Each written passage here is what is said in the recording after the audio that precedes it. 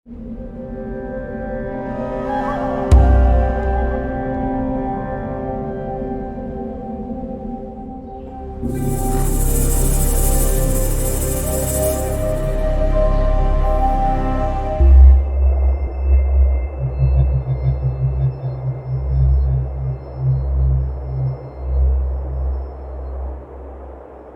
this has, even from on Buddhist point of view, Buddhist also has different schools, right? There are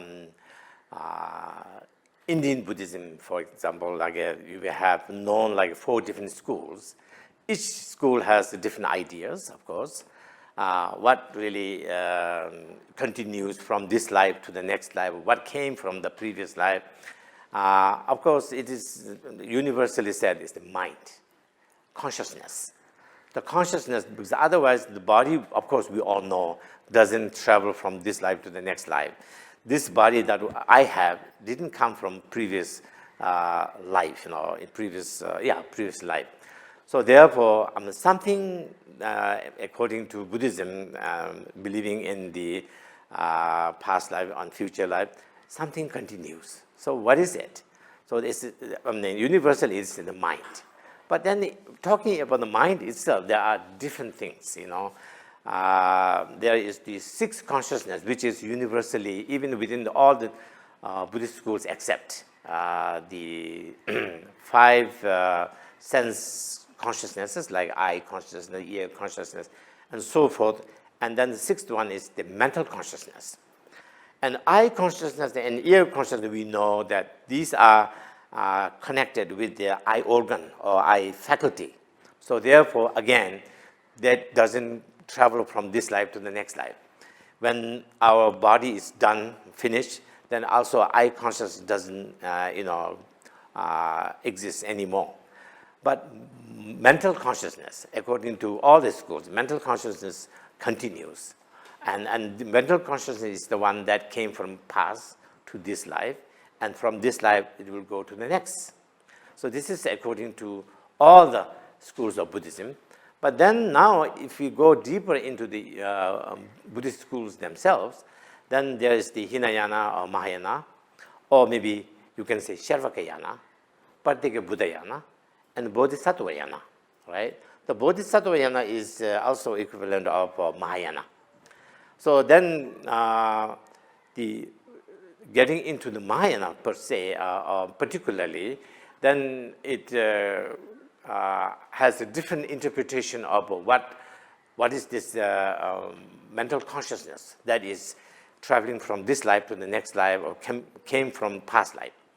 They don't say that they don't accept that the 6th mental consciousness travels from this life to the next life and came from past life. They have extra 2 more kind of main minds, if you like. So in addition to the 6, then there is the afflicted mind or the defiled mind. And then the all-based consciousness, or alaya vijnana in Sanskrit. So according to the Bodhisattvayana or the Mahayana, what continues from this life to next life, what came from past life, basically what is really continuing is the 8th one, the alaya vijnana, or the all-based consciousness.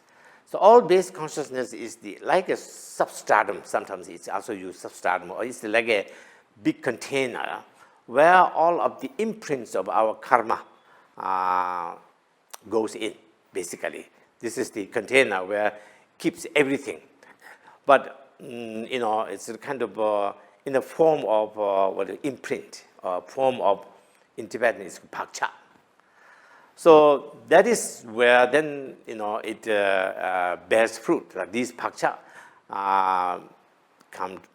blossoms, matures, and then it kind of gives rise to the results of favorable results, non-favorable results, depending on, this is what it calls the positive karma, negative karma, and maybe even the neutral karma.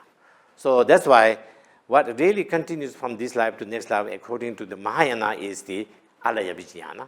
But even alaya vijnana will not continue all the way to Buddhahood. But when you attain Buddhahood, then this mind, alaya vijnana, will transform. It will not kind of cease to exist, but it will transform.